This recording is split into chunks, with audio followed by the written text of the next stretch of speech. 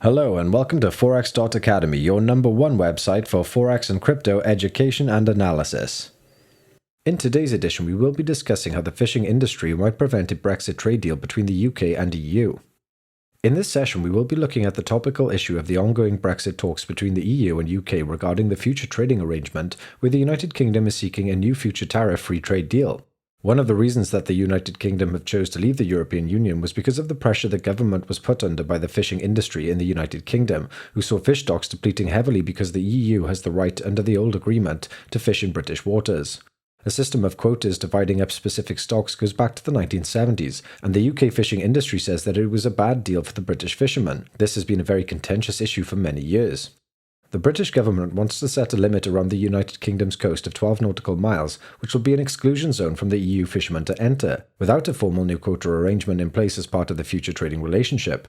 Currently, under the Common Fisheries Policy, European boats are still allowed to fish in British waters, and British boats are allowed to fish in other European countries' waters, until the UK formally leaves the EU on the 31st of January 2021. Until then, it is bound by the EU rules pertaining to the fisheries policy. The EU and UK are at loggerheads with regards to the access to the UK territorial waters, which are important due to the bountiful supply of fish.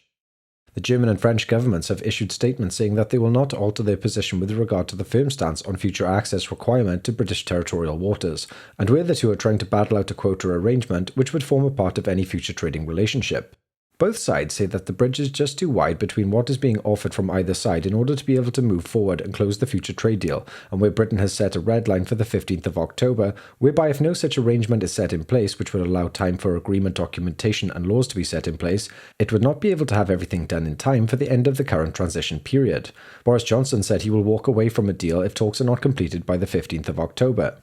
This is causing major volatility of the British pound as the 15th of October deadline looms, and the pound is beginning to gain ground against the United States dollar and is firming against other currencies because traders and analysts and economists believe that the two parties will be able to come to an agreement in time.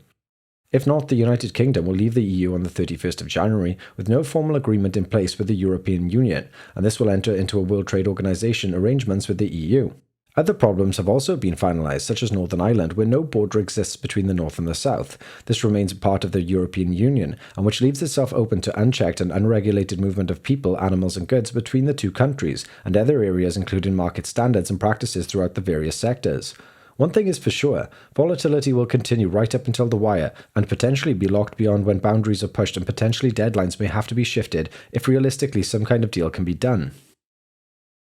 If you enjoyed the video, then please like and subscribe, and leave a comment down below about anything you would like us to discuss in future, or if you have any questions about this particular video. Have a great day.